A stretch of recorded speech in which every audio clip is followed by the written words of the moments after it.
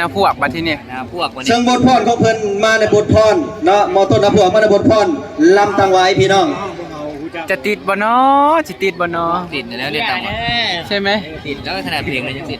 อาจจะได้เอาเพลงอื่นใส่เด้อพี่น้องเด้อย่านอย่างเดียวนี่แหละติดลิขสิทธิ์เพลงเนาะไซผู้อันนั้นนะ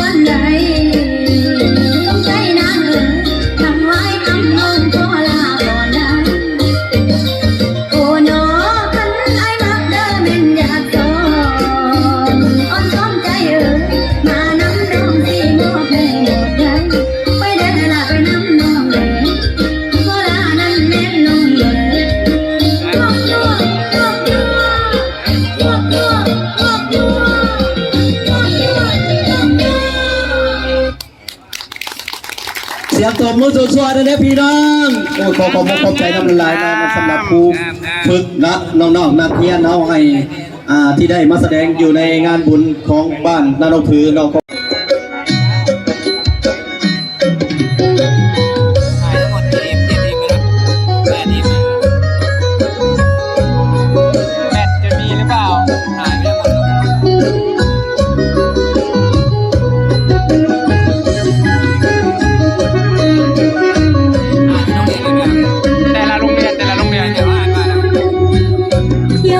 ำปามวนเทละนะวัดกุลตาสือดังกองไก่เข้าเงาตาเนียนโรงเรียนตาต้อนงามหลายเพื่อที่ได้มาเห็น โรงเรียนมัธยมบ้านนาบอกติ้ว น้ำเสไหลลองน้ำคงไหลลื่นกาแฟก็ตื่นเที่ยวเบิ่งสุดเย็นมีเดชมียายป่าวาสาโดดเด่นจะลึกไว้เป็นมรดกลำค่า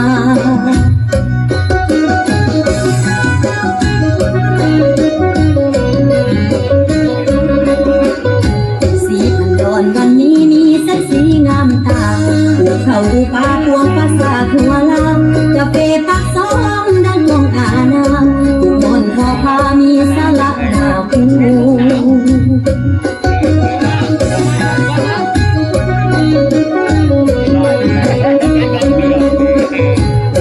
ลำเสียงขันดอนกับเสียงแคนเล่นตะละตำนานเก่าแก่แห่ภาษากัดปูเขาเหนียวจับเจ้าปากก็เขาขับอีปูต่อยหักเข้าสู่แผ่นดินปูกำมัดทา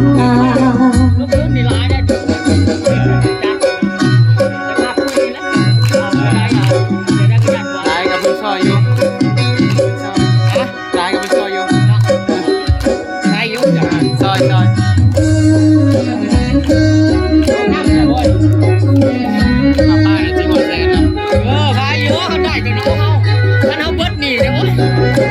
ไอ้ที่ออกมาเนี่ยนะได้กันเพื่อนตอนนี้นะ ขอได้บอกว่านี่ชอบแซนนะพ่อใช่ไงเรื่องน้องสาวไอ้พ่อ สีงามตาเขาพาพวงภาษาทั่วลาจะเป็นปักสองดังดวงอาณาบนพอพามีสาระหาผู้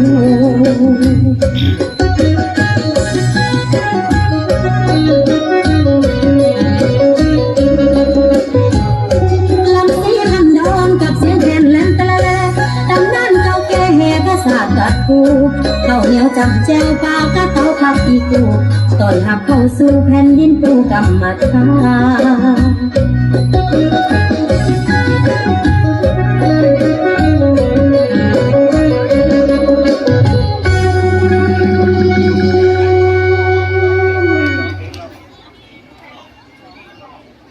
เอาคือข้าง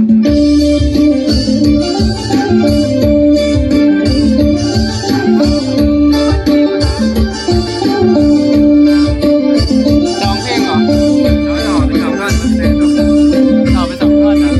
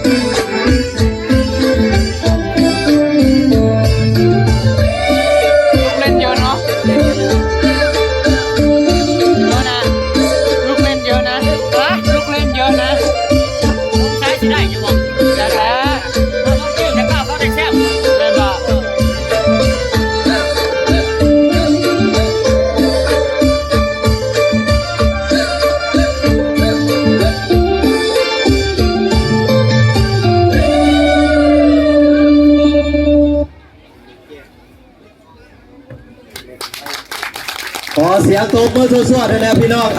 จบลงไปด้วยดีเนาะสำหรับการพรจากน้องๆมาจากมัธยม